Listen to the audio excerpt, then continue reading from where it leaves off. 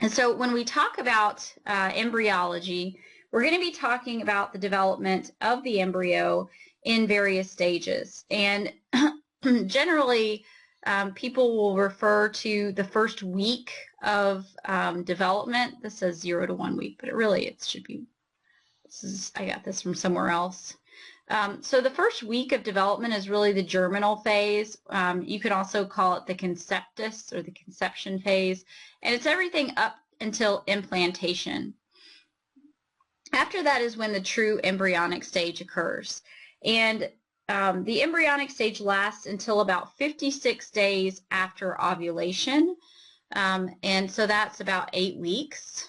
And then following that, all of the organs have been developed, and 9 weeks to birth is going to be the fetal period. It's important to look at the prenatal periods and understand when organogenesis happens.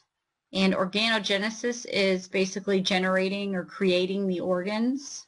So they're not fully developed, but you've created them in this stage. And during this period of organ creation is when the organs are most sensitive to teratogens.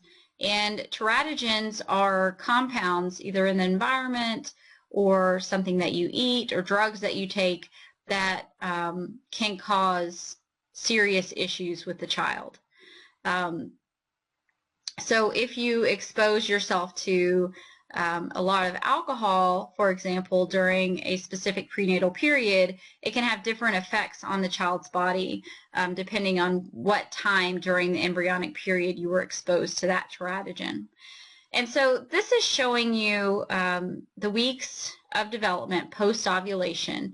And what you can see here is that during the first 2 weeks, before you've really started embryonic development, there's not really much sensitivity to teratogens. And a lot of people are happy to hear that, because during this period, oftentimes a woman doesn't even know she's pregnant, so she may not abstain from drugs and alcohol during that period. But luckily, her developing embryo is not very susceptible to the teratogens at that point, because it's not really linked up with the maternal blood supply yet. It's still small enough to be able to get its nutrients through diffusion.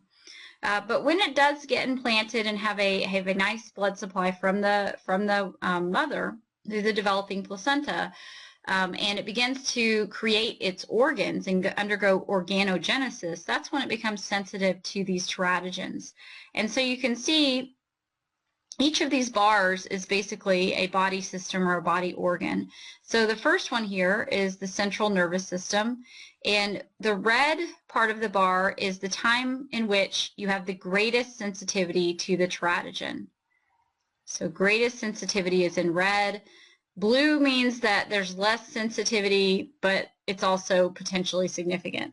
So I want you to notice that most of the red is taking place between weeks 3 and week 9. So that's mainly the embryonic period, and it's the period where you're developing most of your organs. So if you expose yourself to teratogens during this time, it can be very dangerous. And when you think about it, the first 8 weeks of pregnancy is the first 2 months.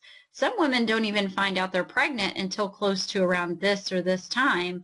And by then, if they've exposed themselves to any serious teratogens, you know, it's already happened and it can't be undone. So for that reason, it's important to try at least to plan your pregnancy so that you'll know, you know, when you could possibly be pregnant.